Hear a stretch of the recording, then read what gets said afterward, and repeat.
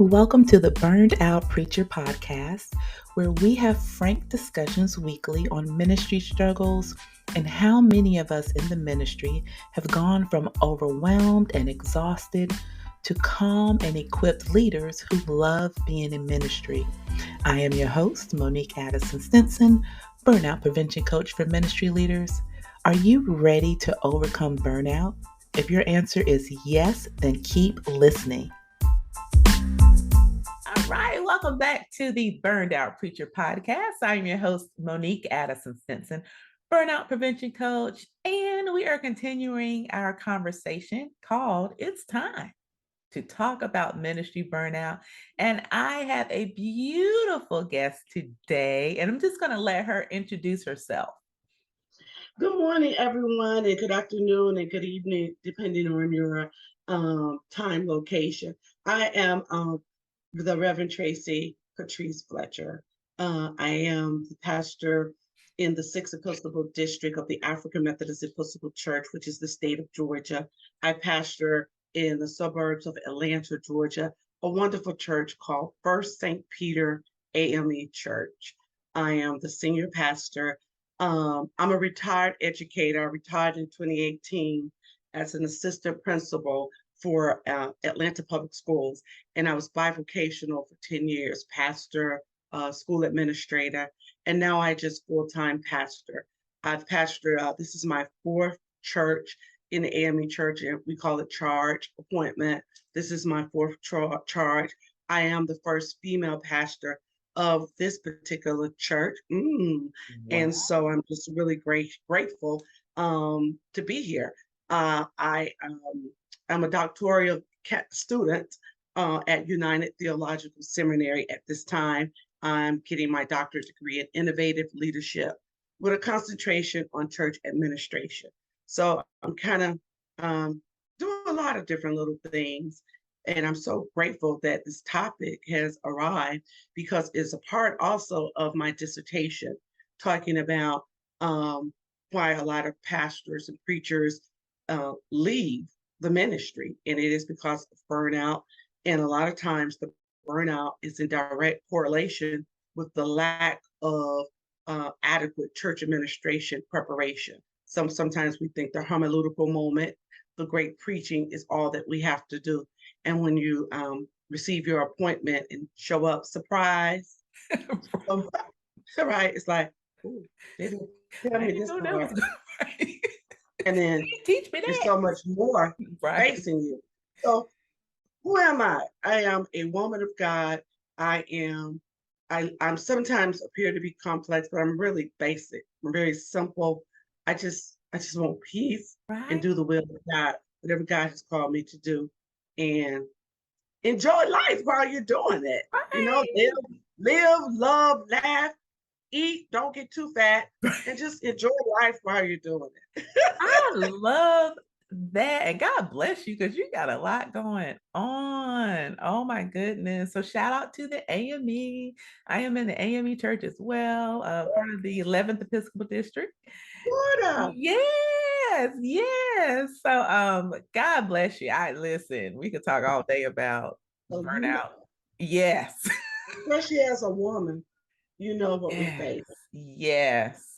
So I was so happy that you signed up to be on the podcast because I got excited when I saw a woman. I've had more men on the podcast than women, but the men come on to talk about it, but they won't ask for help. Like they won't have me be their coach, but the women will come on and they want me to be their coach. So yeah, I think this is wonderful what you're doing, and I want you to be my coach because I don't want to suffer burnout.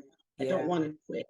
I don't want to experience all the things that I've listened to your podcast. I think it was Reverend Jeffrey Dole. I listened to his and some of the things that happens with different people. Not saying it happened with him. I don't want that. I'm a very proactive pastor. I'm a very proactive human being. I think I don't do well being reactive. I do well proactive. If you can see, I got a calendar book. Absolutely. My whole life. Absolutely. I'm the same way. Listen, I live by my planner and I'm always pulling it out, but yeah, and that helps to prevent burn. It keeps you in control, Yeah. right? You're not piling things. Like you said, you're not being reactive because now you're like, oh man, I forgot all about this meeting. And now you're flustered. And yeah, it really helps you be in control. So good. Thank you for sharing all of that. Now you mentioned that you're studying church administration. Is that correct? Correct. Correct. My dissertation is in the area of innovative leadership with the concentration. I did my study on church administration, trying to enhance the seminary, the ministerial institute training known as the Board of Examiner, just to enhance it in the area of church administration.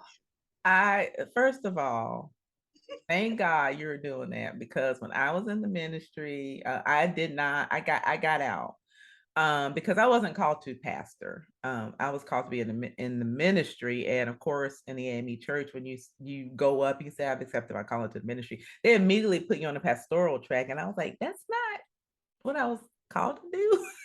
Right, right, right, right. And you took a lot of courage for you to do that, and I really applaud you for knowing to find your niche, to find out what exactly God has called you to do. I thought I was going to be a chaplain, but I cry too much. I could be a Me chaplain. too. Now I was taking the stuff home with me. I Yeah, could be a chaplain, and I'm still evolving yeah, because I'm yeah. not quite sure.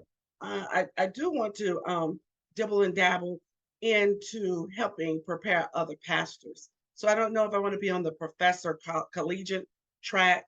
I don't know. I just know I'm going somewhere, Right. and I'm not going to be relegated and put myself in a box to be just in the four walls of the church. Absolutely. Absolutely. I love that. I want to talk a little bit more, if you don't mind, about, I don't know if you can, how much can you share about your dissertation? Oh, Because, I can share. okay, because I think, and you're the first one that has admitted to this. I bring it up quite frequently, but in terms of my guests, we don't talk a whole lot about church administration and how that could burn you out. Particularly in the Black church, I find that because I've worked with some I hate to say white churches, but white churches, and Right. they seem to have it together, the ones that I've worked with in terms of administration, but it's not very common in the Black church, particularly the AME church, unless you have a mega church. And you don't have to have a mega church to have support and to have adequate administration. So, can you talk a little bit about that? Because I really do believe that that's one of the things that will burn you out as a pastor. Very, very good. I think so. And it is. My journey was somewhat bittersweet. It was bitter because I went to seminary, earned a master's of divinity. Then I went through the board of examiner, which is five examiner's ministerial process, which is about 5 years. But my first charge, I did feel somewhat prepared, but I did feel also that I needed some enhancement on some areas that, I don't know if it was that I just didn't pay attention enough or it wasn't um reinforced enough. And so church administration is something that's there. We're there to preach, the homiletical moment, to exegete the text correctly, to teach Bible study, to shepherd the souls, to preach on Sunday morning. But as soon as we close out on Sunday morning, we began to open church back up for the next week. And there's a lot of components. For Right. example, in my paper, I look at 6 areas. I look at we need to be the training, we have to be enhanced in how to handle the finances of the church. That's major in the African Methodist Episcopal Church. We have 3 budgets that we have to meet: your Right. local, your district, and your connection. And so Absolutely. you have to understand how to um, make those things feasible, but yet maintaining the spiritual integrity. You have to work your church calendar. People Yeah. have to tell you you need a church calendar, and your calendar needs to align with these budgets. Spiritual Maintaining the spiritual integrity. I mean, we are the church, and yes, it is a sort of a business, but there's a line that we must not cross. I think author that I use that really supports this train of mine that I have is Don Cousin in his book Leadership. Don Cousin Leadership.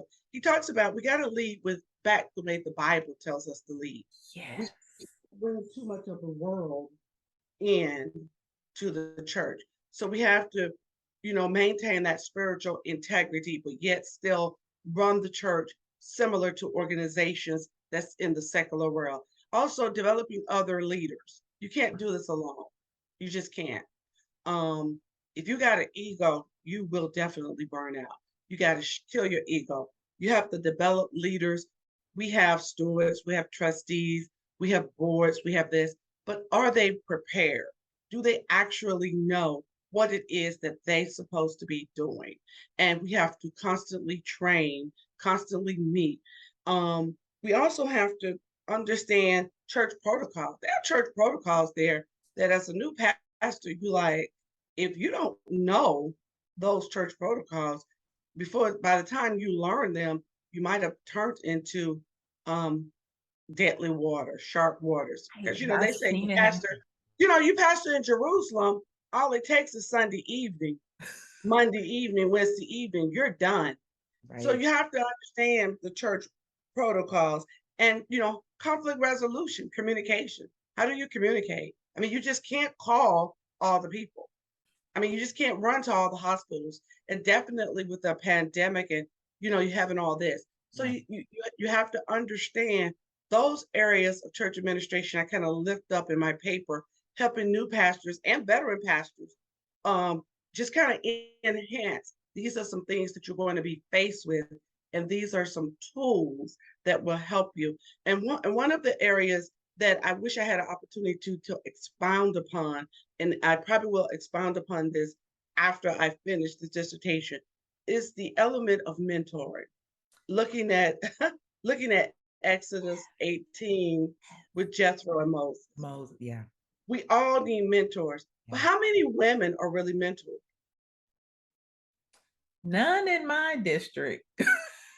You know, you need mentors. Right. Right. I needed someone to tell me never meet without an agenda. Never. I only was able to comprehend that fully. One, I watched some of the bishops, and then secondly, in my secular job as a elementary school assistant principal, I never would meet with the faculty without an agenda. Absolutely. Well, I watched some of our leaders, such as presiding prelates. They always ask for a motion. Second the motion. Are you ready for the question? I mean, you have to do those things. But as a new pastor, you'll come there, you're so excited, you start meeting with people off the cuff, and they will run you Run you. up a tree. And after they run you up a tree about 2 or 3 times, the people say, oh, they don't know what they're doing, Yep. or we can take advantage of them. So you need a mentor. You need someone to guide you. Jethro was excellent for Moses. Absolutely. And so those are the things that, I kind of lift up in my paper, and I will expand upon those after I finish this dissertation, because it's so important. Church administration, and I love what you said, the size of the church does not matter. Right. You have to be familiar with You those things. have. And we do a good job. We do a great job. Seminary and the Board of Examiners. We just need to enhance it. Yeah. Because like with everything, it evolves. Exactly. We revisit every 4 years the African Methodist Episcopal doctrine of discipline. So we Right. revisit. There's new legislation that comes out. So you have to evolve. You have to enhance. Right. Mhm. Right. I love that so much. I cannot wait until you're done with your dissertation. No pressure. Pray and God help me, please. Take me on in. Take me on in. Listen, that is so needed. That may be your ministry. I don't know, but I tell you, it's definitely needed. Definitely needed. I have seen and met with so many pastors who need everything you just said. because that'll burn you out. Yes. I mean, you done preach the Billy horns off the altar, as we would say, and you say, "Oh, I'm a really good preacher," or you're developing to be a good preacher, and now you got finances, you got the board, you got the community, you need other leaders. Yeah. Leaders think they know what to do, but they go. You would just throw your hands up in the air and say, "I didn't." You're a fundraiser. Right. That was my thing. I was like, I didn't know I was going to be a fundraiser. I mean, I know theoretically everybody should tithe and we'll have enough money. But reality, that doesn't always work. No. So you become a very, very what I say, strategic fundraiser. Absolutely. That is. I could sell you shoes if I worked at Macy's. So that was difficult for me. It's still sort of challenging. It is. It really is, because when you think about it's similar to nonprofits. They have, I forgot the name of the role in a nonprofit where that person is a fundraiser, but that really is what you are. That's one of the things that you are. And to be able to preach is amazing. But like you said, there's just so much more when you become a pastor. So many layers. Yeah. So many layers. Which is why they burn out. And for women, I have to go back to my particular context. It's very different. It's very different for us. Yeah. It seems like, men come with 5 or 6 mentors. We hope and pray we have one. Right. It's just so many, when we show up, it's so many layers. Yeah. But I do want to shout out the women. We do make very good church administrators. Yes. Yes, we do. Not saying the men don't, but that part, we're willing to kind of, I think it's almost innate, because most women kind of administrate their homes, know how to navigate budgets in the house, the kids, getting this done. So we do make pretty decent church administrators. Yeah, absolutely. Like I said, just enhancing it. For a new pastor, you just need to know. I want to pull the cloak back and go deeper so it's not a surprise moment. Absolutely. That is so needed. Oh my goodness. Just in my opinion, I would say that needs to be a course. I don't know if it is. I haven't been to seminary. In the Board of Examiners, the Ministerial Training Institute, there is a course called Church Administration. And like I said, it does a wonderful job. I just want to enhance it. Exactly. And my enhancement is just sort of kind of getting into the nuts and bolts of the day-to-day operation. A little deeper. The day in the life. Yeah.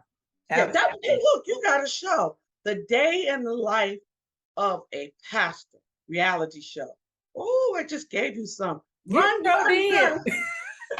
You sure did. Yes, ma'am. Yeah. I had to actually repent, because when you're starting off in this, you got all these opinions about mega pastors and other pastors, and you'll say this and say that until you've walked a mile in their shoes. Zip your lip. So the more responsibility, the more God gives. To whom much is given, much is required. Yep. It is so much. And so I repented, and now I am in constant prayer. If you tell me that you have over, watch this. If you tell me you got over 50 people, I'm like, God, please help. If you tell me you have 500, God, could you give them a double dose of help? If you tell me you got thousands, I call Jesus, all the disciples, everybody. Please help them. That's a lot. That's a lot. The liability alone.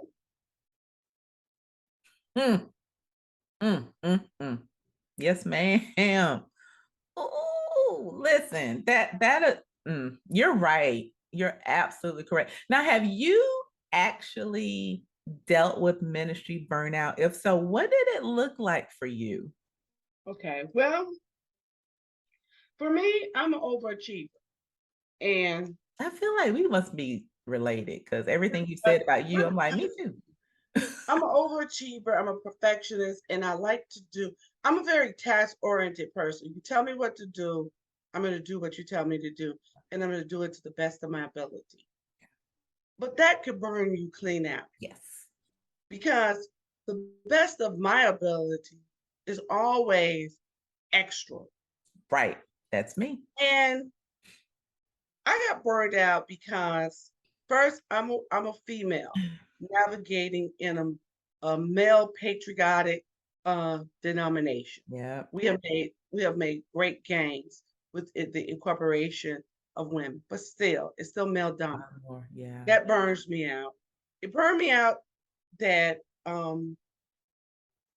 first I was burned out because I was bivocational. I don't know how you could do it. It was the grace of God that Yeah. helped me continue. I experienced burnout because oftentimes you just don't know what to do. Yeah. And you need a mentor. You need someone close that can hold your stuff in confidentiality. And the whole call can the whole see I listen to the Apostle Paul a lot in my head when he says this duality. So you're human, but yet you're called and chosen by God. That'll burn you out Yeah. because I had to lift the cloak of perfectionist. I had to lift the cloak of overachieving, and I just had to settle in. I'm going to give it a good day's work. I'm going to do the best I can, and then I'm going to continue to be Tracey. Yeah. I like color. We, start off wearing all black. You get looks. Your whole I did too. personality, your whole personality, if you try to conform to what people think ministry and pastors should be, that'll burn you out. Yes, ma'am. So that started to kind of start burning me out. Because Hmm. who wants to really just stick out and be different? Right. But we are different, Right. and it's okay. Yeah. And God called us with our different selves. Right. So just trying to be everything to everybody and do it with just Hmm. exceptionality, it Right. was just too much. Yeah. And so I just had to just stand back and say, I like to laugh, I like to love. There's a lot of things I like to do that's non-churchy. Same. Um, I like color. I don't want to wear black all the time. I know Same. it sounds really minute, doesn't it? But it's a But big deal in AME Church. when you're in a big organization, it's not minute. Right. Trying to be where you're supposed to be, do what you just can't go to all this stuff. It costs a lot of money. Right. You just can't. Especially when you assign churches that have very small budgets. They can't afford to send you to all this stuff. They barely can afford to pay you. I pastor churches where I didn't get Yeah. paid often. Yeah. That'll burn you out. Yeah. So I experienced I almost, the song said I almost let go. I just couldn't take this pastoring thing anymore. Right. And I was like, God, I'll be a really good associate minister. I can help really good. But I just had to, and I still get there. And I just have to stand back and say, this is too much. Yeah. I got to keep it fun. Yeah. I got to keep it light. Yeah. Exactly. And I got to take a break. Yep. You be afraid to go on vacation. I know. Like what? I can't tell you how many pastors look at me like I have a eye in the middle of my forehead. Like, what sorcery are you talking about, ma'am? I can't take any time off. I had one tell me, and I almost cried. They said, I don't know how. I don't know how to take time off. You mentioned because I had the same experience with a female minister. This is when I was on the ministerial track or pastoral track. Tell me, and I can't remember what I had on. I think I had a black skirt on, but my top was like a different color. She pulled me aside and was like, no, you need to find you a black suit. I was like, I don't want to wear black every Sunday. But yeah, that was the extent of my mentorship from another female minister. Well, when I first came in, a female pastor told me, "You're not going to be able to wear that makeup," and I'm like, That too. "Why?"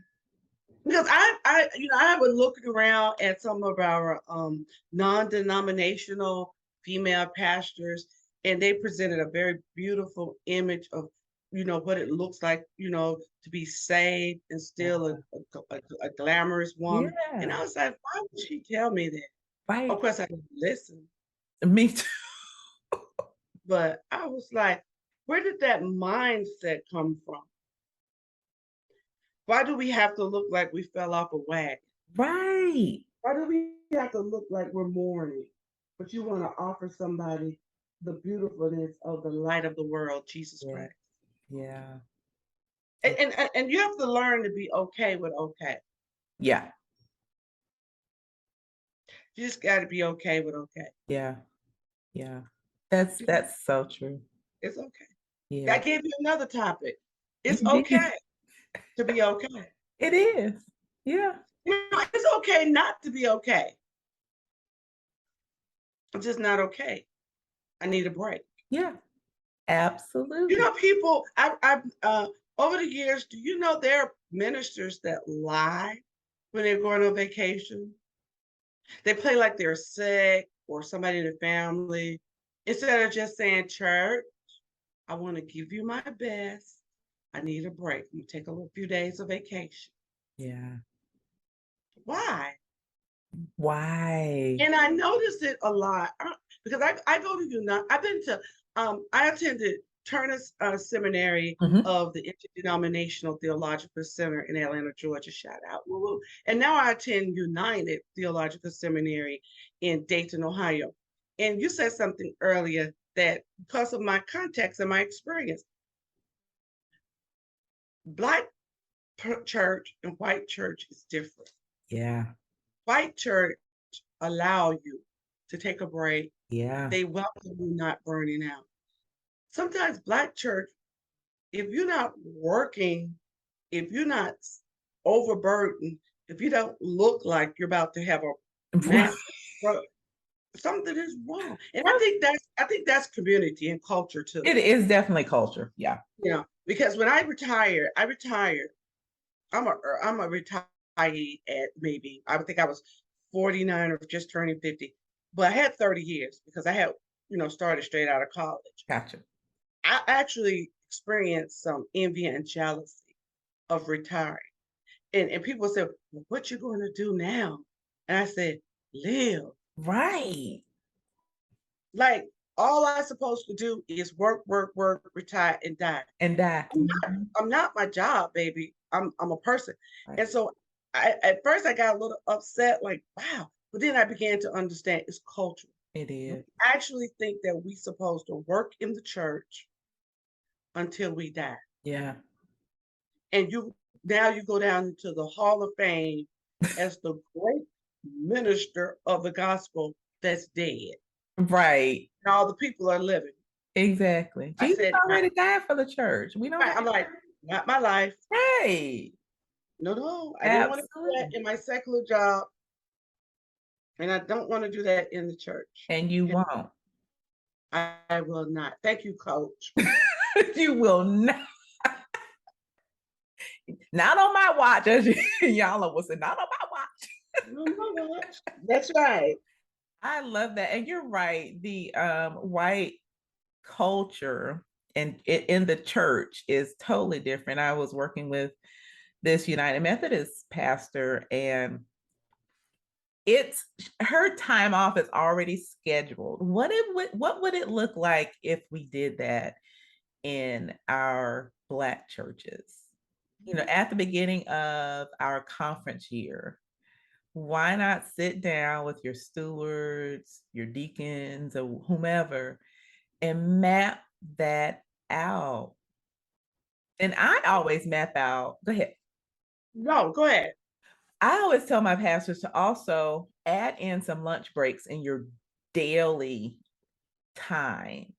You I'm gonna do need, that. yeah, you need, and just like we have to, my corporate background was human resources, so I'm big on taking breaks throughout the day.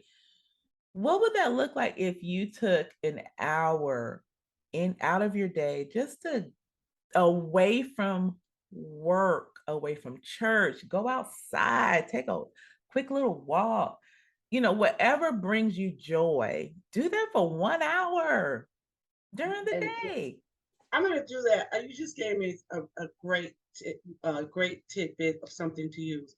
I'm gonna put into the calendar when I come out of annual conference, if the Lord, through the bishop, send me back, breaks. I Yeah, won't be here this week. I exactly. won't preach. I won't teach. I won't be available. Please. Go on, go on, go on. Next month, next month, next month, break. Next month, next month, next month, break. I Exactly. thank you. Thank you for that. You're welcome. Let me know how that goes, because I promise you the building won't burn down. Everybody's going to be just fine.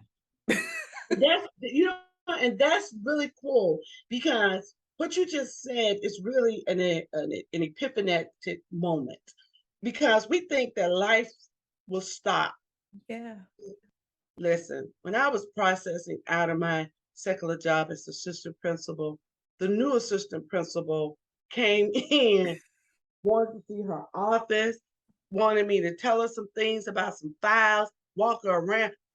Listen, they had already moved on before I Exactly. had even moved out. And that's the Absolutely. same with ministry. You are not, we are not the savior. There Nope. are other people just as gifted and talented. And Yeah. that brings me back to what the word says, some plant, some water, God get the increase. Yes. I'm just might be the waterer, or I Absolutely. might be the planter, Absolutely. but I'm not going to be the dead plant. Okay, I gotta use that one. So you gotta get to the point where you're not in people bondage. I have a very free spirit, Ooh. and I'm not in people bondage. Mm. And listen, I comply.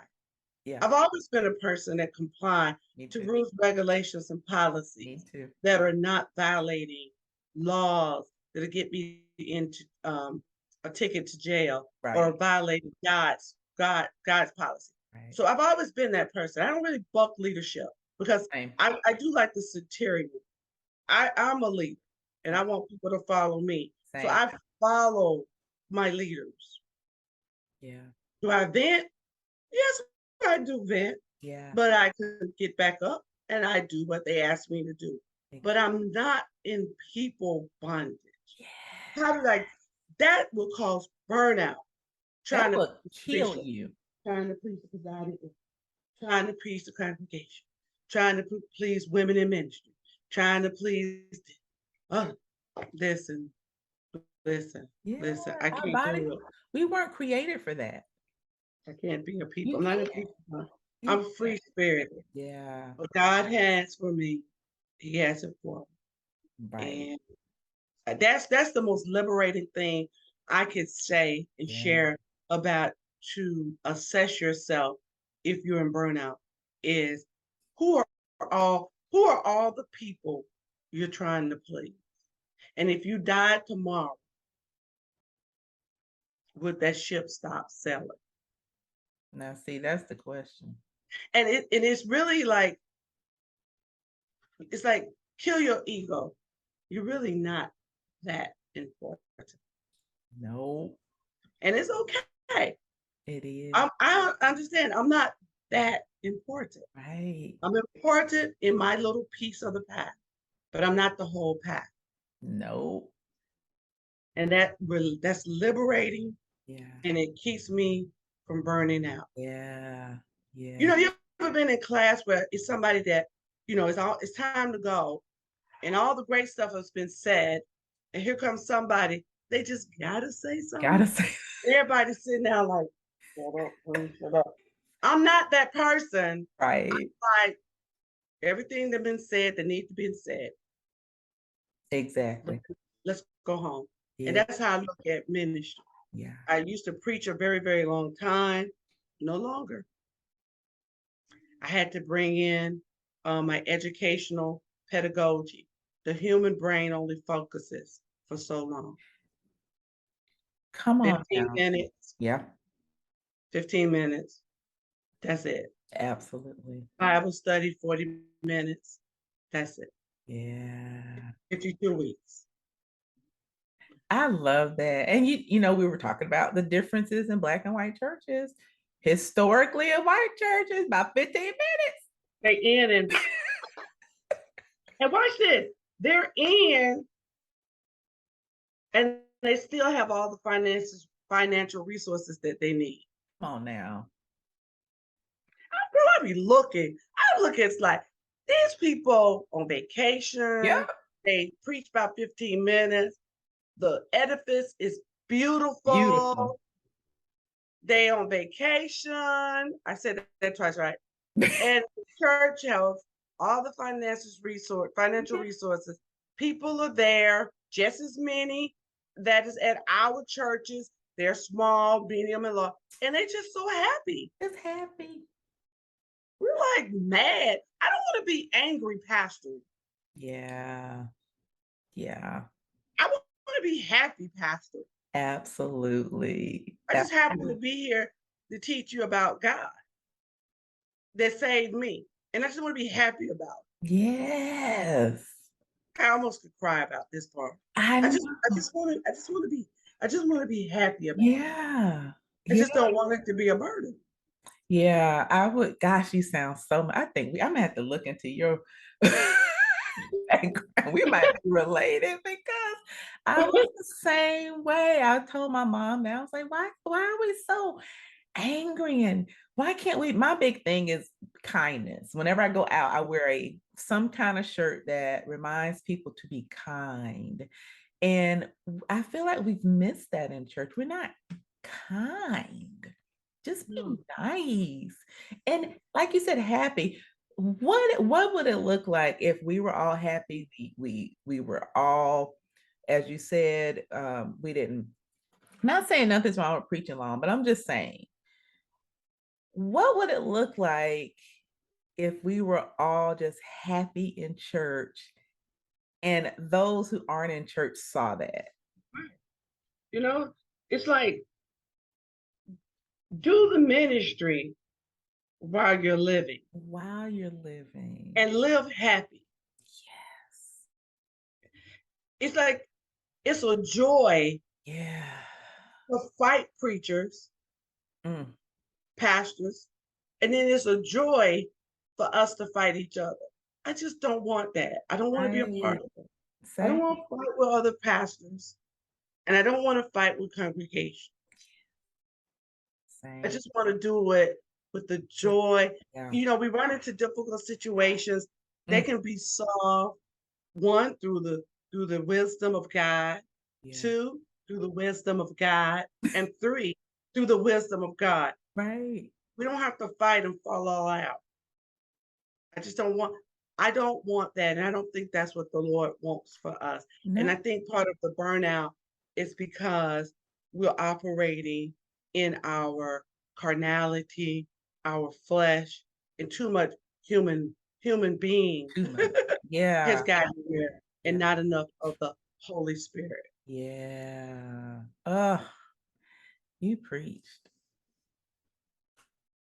You preach. That is so good. That is so, so good. That is probably the secret sauce to preventing burnout is what you just said. That is awesome. What if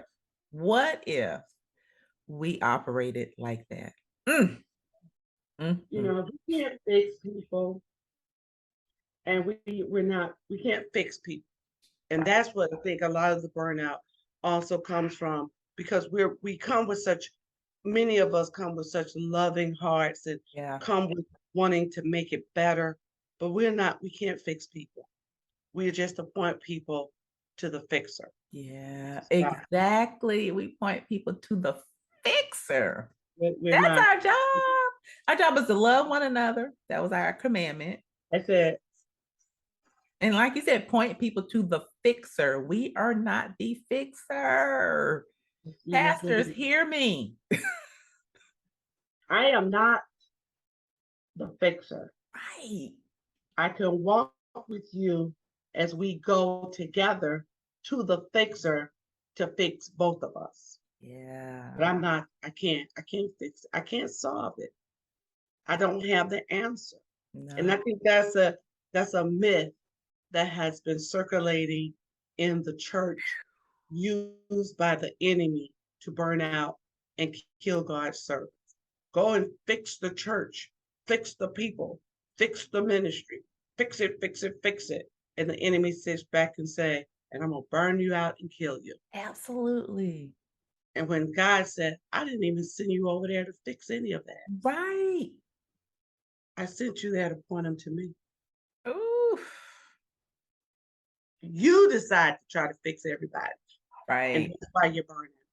Exactly. I got that revelation because I had COVID August 16th after church anniversary. I Mm. didn't know where I picked it up from, and I'm fully vaccinated and everything. Mhm. It still hit me rough a couple of days. But while I was on the bed of affliction, the Holy Spirit ministered to me and said, "Stop trying to fix every Mm. situation, every person. That's why your immune system took a dip, Yeah. and you probably could have bounced the germ. But when your immune system takes a dip because you burn out, you try to fix everybody, you're tired, your body will get under attack. And if we don't learn anything else, your immune system is what's going to protect you. And so I learned, if I say anything I learned coming out of COVID good was, you can't fix it. You can't. Don't do it. You're the one going to suffer. Right. You'll suffer. Right. Oh my goodness. Whew. I mean, that right there will free so many pastors. That revelation. I need pastors to hear what you just said. Yeah. And we gotta kill. We Mm, gotta kill. We're gonna use the word murder and kill. yeah. We must kill the resentment of other pastors that have gotten the revelation Right. and don't look like, oh, where have you been? Girl, I've been taking care of myself. Man, I had to take a break. We must kill the resentment and to make you feel bad when you Yeah. come. Yeah, okay, you missed 2 or 3 of the district or the connectional meetings. And then when you come back, it's like, where have you been? Yeah. I had something to do. I needed a Right. break. And we can't make people feel bad about taking care of themselves. Right. Come on, culture. It's culture. Okay. It is. It is. People in our culture will make you feel bad about self-care. Yep. And that's why I'm on this mission to change that. Can I give you a little story? Real Yes, brief. please. Yeah. This is another revelation. So I was, when I was assistant principal, I went to a funeral of this man. And this gentleman was a great guy. He had worked on his job about 40 plus years. Wow. He could have retired a long time ago, but he just kept working. Yeah. And everybody that stood up with the remarks, they said, oh, how he worked really hard. He never missed a day of work. Then he worked really hard. He had great attendance. Everybody talked about how he was always at Working. work. Me being me, I said, so did he not go to the doctor? Did he not go to family events? And then it came to me. That's why he's the dead That's why man. And everybody else talking about him. And what they probably gave me was a watch and a plaque. Yeah. And now everybody get to talk about how he didn't miss any days. But you're the dead man. That's why these people that probably had poor attendance, they're living. Baby, that thing woke me up right there. I was like, no, they won't be saying that about me. No. I'm not going to be a dead person with perfect attendance.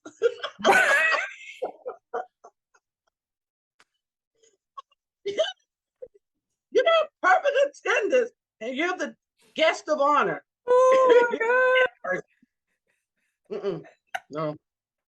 No, she was in action. That is so true. Because what we want to hear, now, well, we won't hear it, but hopefully at our funerals, we'll hear, stories will be told that you were there for your family. You were an amazing parent at your child's games all the time. Something like that. Just a kind person, always a smile on your face, just happy, have this happy energy when you enter the room. Not that you were constantly doing stuff for folks. Right. Oh, they were at every meeting. Every time the doors open. Really? Now, look, now we know why they died. Now we know why they died. And then most time when pastors begin to administer self-care is because they've gotten a bad diagnosis. Right. Because now your body, which has been whispering at you for years, now is yelling. Yeah. Slow down. Now it's yelling. Your body's like, okay, you wouldn't sit down. I'm going to have to sit us down. Because now you have diabetes, or now you have cancer or something like that. So I'm going to have to sit us down because you wouldn't let me rest and keep you alive. Definitely. So now we need to sit down because I couldn't do my job. And the thing about ministerial burnout, and I say this from a place of love, those that are in charge should have enough discernment to see that the leaders that you have selected, appointed, need a break. Yeah. Leaders need to recognize when your followers need a break. Yeah. I tell my ministerial staff and all the leaders at the church that I serve in, it's okay not to come every Sunday. Don't think I'm gonna be angry with you or upset. Take a break. It's okay. Go ahead. Yeah. I have a steward, and I just love her. She loved jazz. And so she goes to you guys have that little jazz thing down in Florida. She goes to all of that. I said, oh girl, that's so wonderful. Yeah. Did you have a good time? Leaders that have the opportunity and the ability to navigate their followers, they should encourage them. Yeah. Take a break. We should have at a lot of our meetings that little thing where you put the little massage thing where you put your face in it and they massage your neck. Yeah. So you can go to those different stations. See, I have a vision for that at church. I have a vision for that at these meetings. Everybody, sometimes you get a little tense. Let's go get our neck and shoulders or foot massages. You sign a little waiver. Yeah. Hydrate, water. Absolutely. Absolutely. Pay for everybody. When we go on retreats, let's really go on a retreat. Right. And not turn it into another meeting.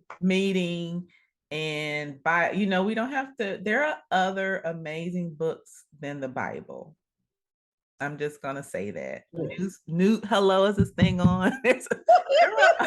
Definitely. Yeah, and Definitely. especially for pastors, because a lot of times pastors tend to did I see somebody? Yeah, yeah.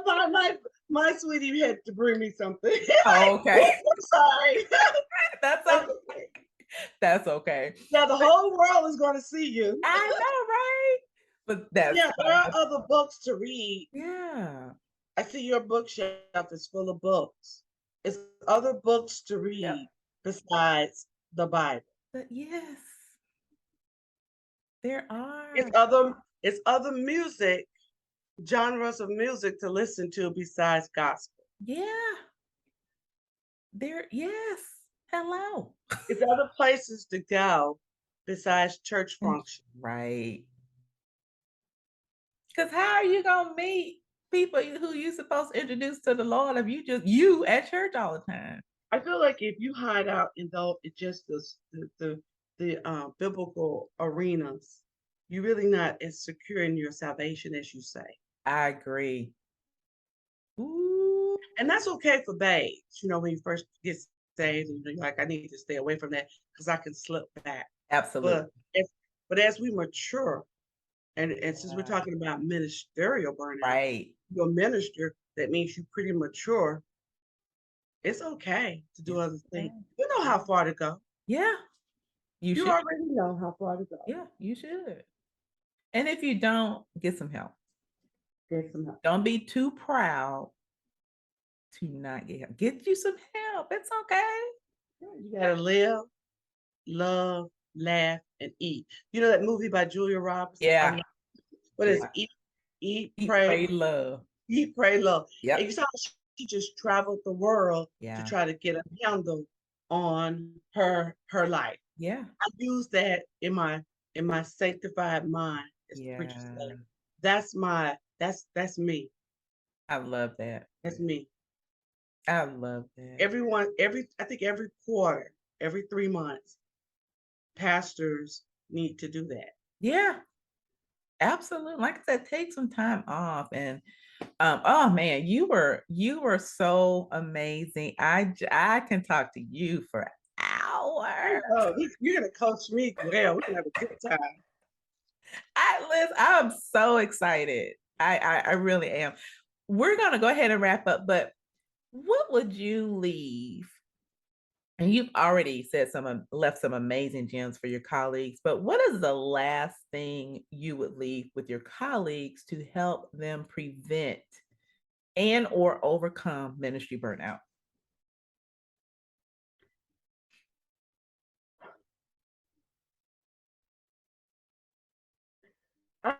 I would leave these words. Get a good understanding of church administration Yes. and get you some help to help you do those things outside of the homiletical preaching moment. Yeah. Also, take time to live. Take time to live. Yes. Take time to enjoy, laugh, Yes. love, travel, do self-care. Make no apologies about taking care of yourself. Because if you're not your best self, you can't help. You can't do what God has called you to do. Yes. And remember, we're not the fixer. We can't fix people and we can't fix all situations. We're to point people to the fixer, Mm. God, Jesus Christ. Yes. You're not the fixer. We're not it. Point people to the fixer.